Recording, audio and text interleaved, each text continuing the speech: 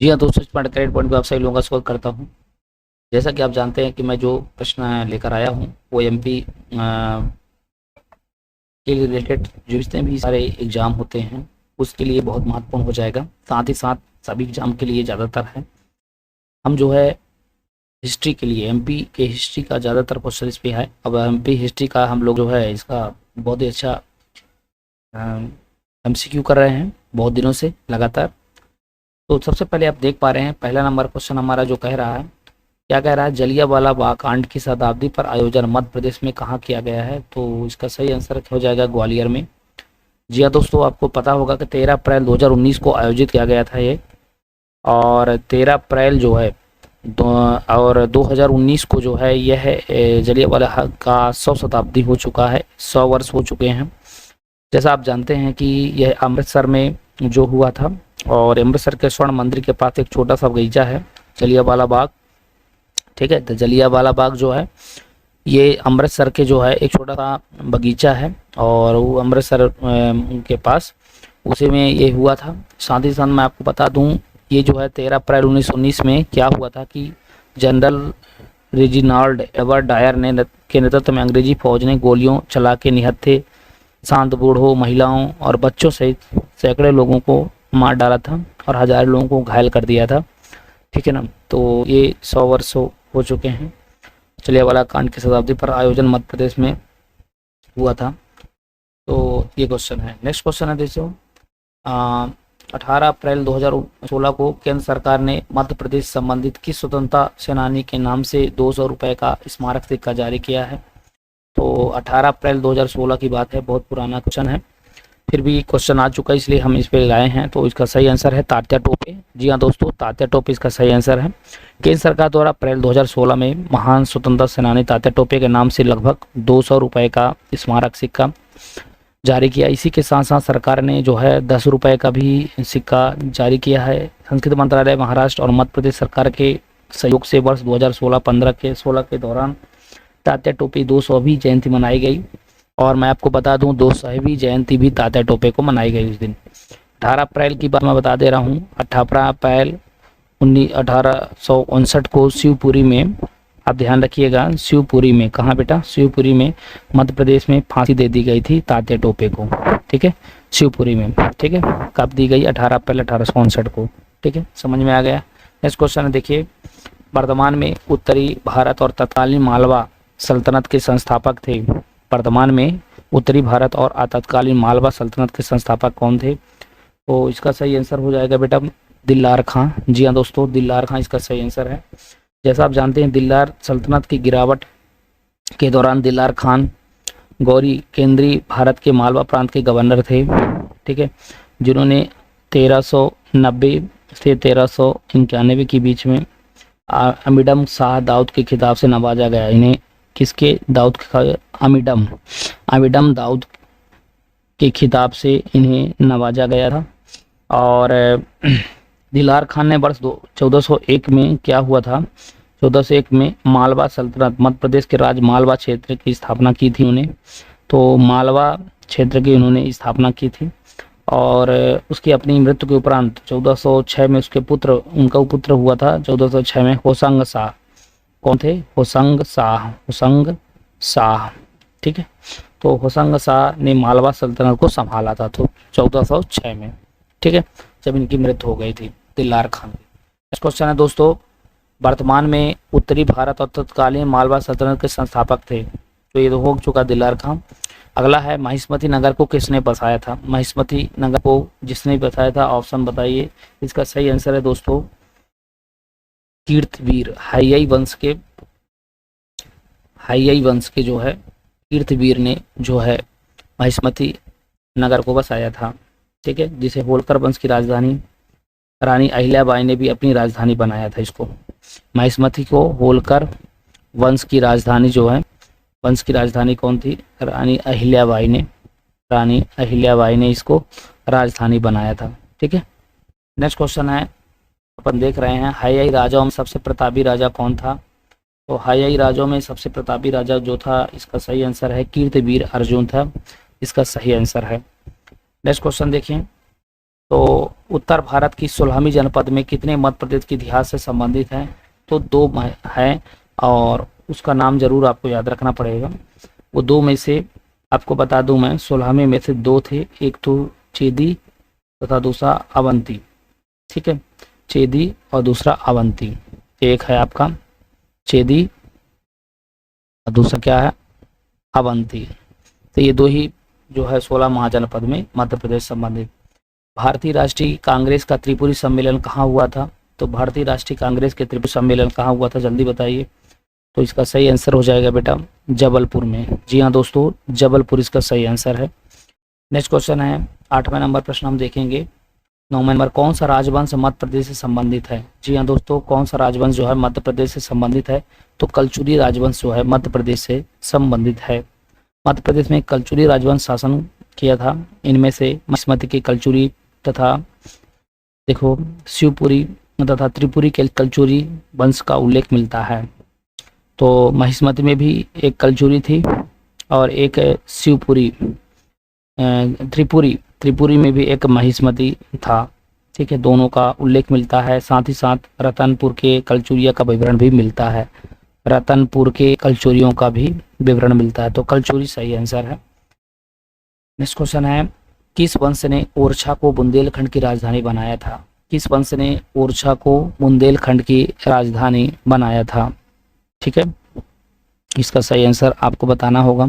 बुंदेला, चंदेला, मुगल, सिंधिया। तो 10वें नंबर प्रश्न में आपका बुंदेला सही आंसर होगा। जैसा कि आप जानते हैं कि मणिकपुर झांसी रेल मार्ग पर स्थित ओरछा विशाल, एक सुदृढ़ एवं दुर्गा बुंदेला वंश के शौर्य, पराक्रम और वीरता का प्रतीक है। जैसा आप जानते हैं बुंदेला वंश ने ओरछा निवाड़ी के बुंदेलखंड की राजधानी बनाया था। बुंदेला वंश ने जो है ओरछा निवाड़ी को जो है बुंदेलखंड की राजधानी बनाया था। ठीक है, नेक्स्ट क्वेश्चन अपन देखें। तो नेक्स्ट क्वेश्चन अपन देखेंगे तो क्या हो जाएगा, देखिए तो फट से 11 नंबर क्वेश्चन है। देखिए, इनमें से कौन सा कथन सही नहीं है? रीवा विंध्य प्रदेश की राजधानी थी। ग्वालियर जो मध्य प्रदेश की राजधानी, जबलपुर महाकौशल की राजधानी, भोपाल राज्य की राजधानी थी। तो इसमें से जो आंसर गलत है उसमें से है ग्वालियर मध्य प्रदेश की राजधानी थी, ये गलत है। आपको अगर बता दें तो 1956 के पूर्व में रीवा मध्य विंध्य प्रदेश की राजधानी थी, ये बात सही है। और भोपाल राज्य की राजधानी थी, ये भी सही है। जबलपुर महाकौशल की राजधानी, ये भी सही है। लेकिन जो आपको बताया जा रहा है ग्वालियर, तो राजधानी ग्वालियर नहीं थी। ये तो अगर हम बात करें तो ग्वालियर भोपाल राज्य की व ग्वालियर इंदौर मध्य भारत की राजधानी थी। तो ग्वालियर और इंदौर जो था, ठीक है, ग्वालियर और इंदौर ये 2 है मध्य भारत की राजधानी थी। ठीक है, तो ये जो है राजधानी थी लेकिन मध्य भारत की राजधानी थी। ठीक है, ध्यान रखिएगा। तो नेक्स्ट क्वेश्चन देखें, 12वां नंबर प्रश्न है, मध्य प्रदेश में प्रागैतिहासिक शैल क्षेत्र कहाँ पर पाए जाते हैं?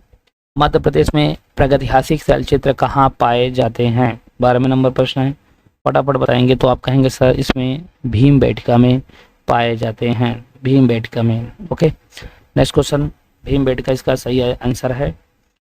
13 नंबर क्वेश्चन है, देख पा रहे हैं मध्य प्रदेश के प्रमुख राजवंश, उनकी राजधानी के जोड़े सही नहीं हैं। इसमें बताना है कौन सा जोड़े बिल्कुल गलत है, जो कि ओलिकर वंश दसपुर, कलचुरी वंश त्रिपुरी, बुंदेला ओरछा, परमार वंश इंदौर। इनमें ऑप्शन में बताना है गलती कहाँ पे है। तो आप जानेंगे कि मध्य प्रदेश राजवंश में ओली वंश की राजधानी दसपुर। ठीक है, ये समझ गए, मंदसौर में है। दसपुर कहाँ है भैया? तो ये दसपुर जो है मंदसौर में है। कहाँ है? मंदसौर में। दूसरा कह रहा है कलचुरी वंश की राजधानी त्रिपुरी, ये भी सही है। त्रिपुरी मतलब जबलपुर। ठीक है, इसके बाद दूसरी बात है कि बुंदेला की राजधानी ओरछा थी, बुंदेला की राजधानी ओरछा थी, ये भी सही है। तीसरा, ठीक है, जबकि परमार वंश की राजधानी जो है इंदौर के जगह में धार सही होना चाहिए। तो इसका सही आंसर धार। ठीक है, इंदौर के जगह में आपको क्या होना चाहिए? धार। नेक्स्ट क्वेश्चन है, मध्य प्रदेश का महान शासक जो कि महान निर्माता था, विद्वान था, लेखक भी था, विद्यालय का संस्थापक, दानशील प्रवृत्ति था, इसमें आंसर होगा कौन है ऐसा? तो राजा भोज था। नेक्स्ट क्वेश्चन है, फटाफट देख रहे हैं, 15 नंबर क्वेश्चन है, राजा छत्रसाल मध्य प्रदेश के किस क्षेत्र में राजा थे? राजा छत्रसाल मध्य प्रदेश के किस क्षेत्र में राजा थे? तो इसका सही आंसर क्या होगा? महाकौशल का, छत्तीसगढ़ का, या वो सही बताएंगे बुंदेलखंड का या शिवपुरी का? तो सही आंसर है बुंदेलखंड का। जी हाँ दोस्तों, इसका सही आंसर बुंदेलखंड का है। और ये रुद्र प्रताप बुंदेला ने ओरछा, ठीक है, को राजधानी बनाया। छसाल बुंदेला ने 1675 में पन्ना को राजधानी बनाया। छसाल को 1707 में मुगलों ने राजा की उपाधि दी थी। ठीक है, नेक्स्ट क्वेश्चन है, नेक्स्ट क्वेश्चन देखिए, कैम्ब्रिज विश्वविद्यालय के दल ने मध्य प्रदेश के किस स्थल से सिंधु घाटी सभ्यता के चिन्ह प्राप्त किए? तो कैम्ब्रिज विश्वविद्यालय के दल ने मध्य प्रदेश किस स्थल से सिंधु घाटी सभ्यता के चिन्ह प्राप्त किए? उज्जैन, ग्वालियर, जबलपुर, या इनमें से कोई नहीं? इसका आंसर क्या हो जाएगा 17 नंबर का? बताइए फटाफट। तो आप कह देंगे सर इसमें जो है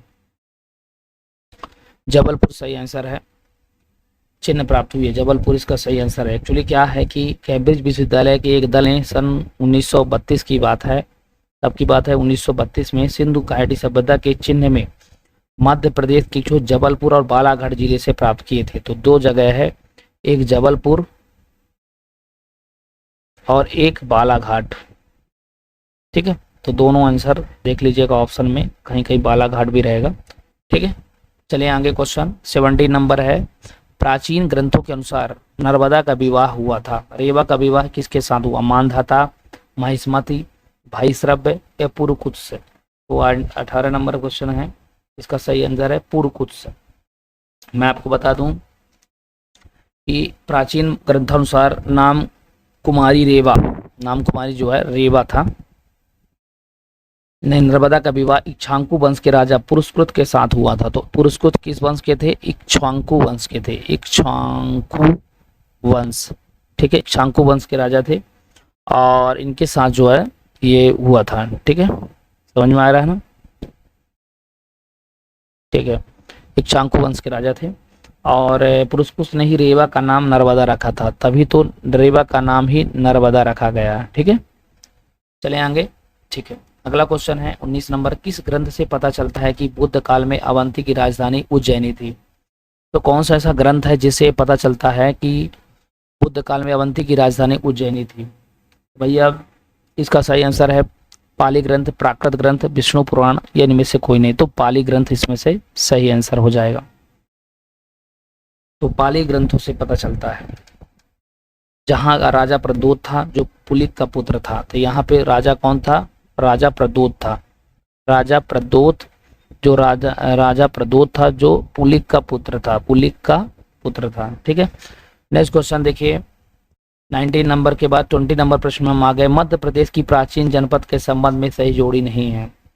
तो इसमें से जो गलत सही है, गलत है उसके लिए देखिए, अवंती उज्जैन बिल्कुल सही है, बस बेटा ग्वालियर जाओ। चेदी निमाड़ ये थोड़ा आपको गलत जाएगा, और दर्पण विदिशा सही है।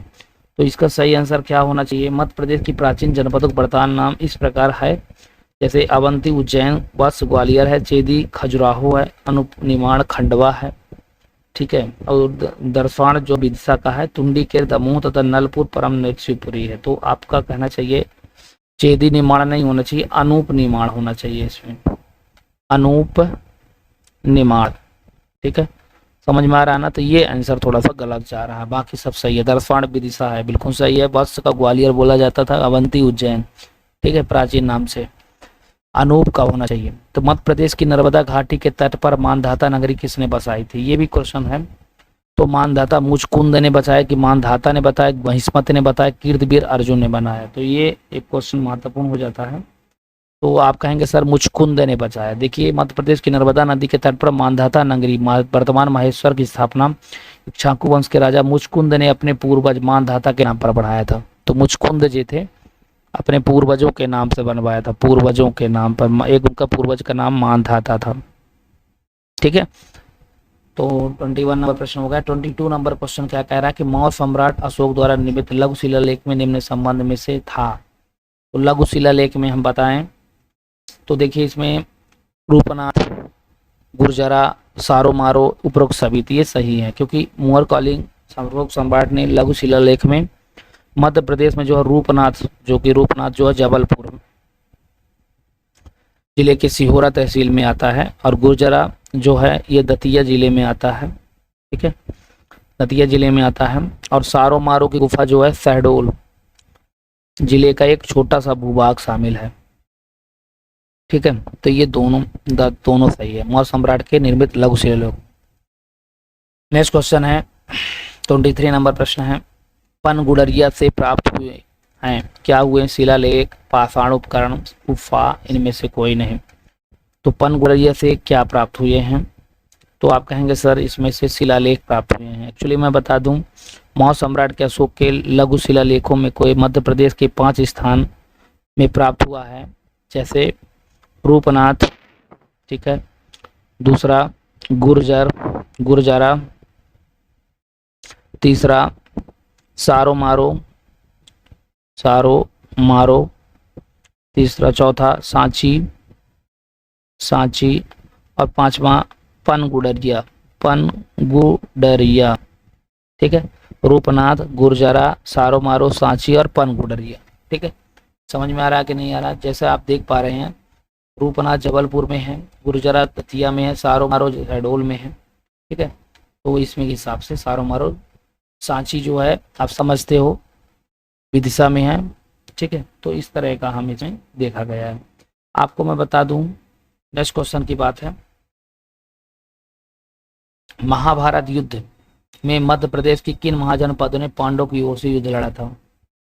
तो कौन है ऐसा जो पांडवों की तरफ से युद्ध लड़ा था, तो 24 नंबर है। तो देखिए, पांडवों की ओर से वत्स, काशी, दर्शान, उपरोक्त सभी थी, यानी वत्स भी लड़ा था, काशी भी लड़ा था और दर्शान भी लड़ा था। ये किसके तरफ से थे, पांडवों की ओर थे। महाभारत के राजाओं ने पांडवों की ओर से युद्ध लड़ा था, उनका नाम ये है।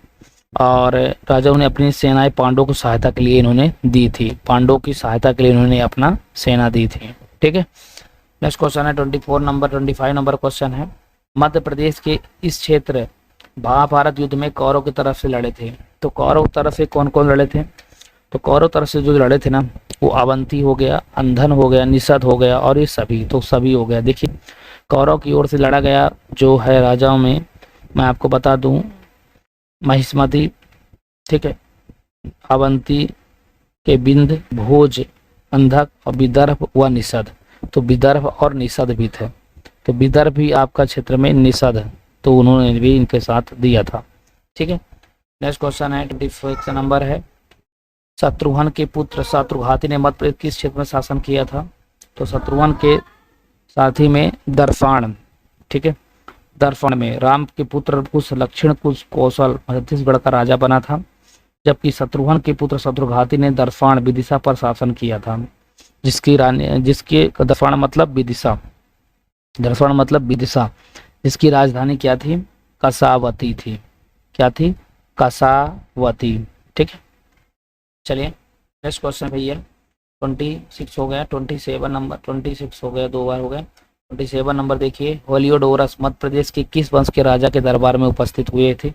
हेलियोडोरस जो है मध्य प्रदेश के शुंग वंश के शासनकाल में उपस्थित हुए थे। ठीक है, नेक्स्ट क्वेश्चन है भैया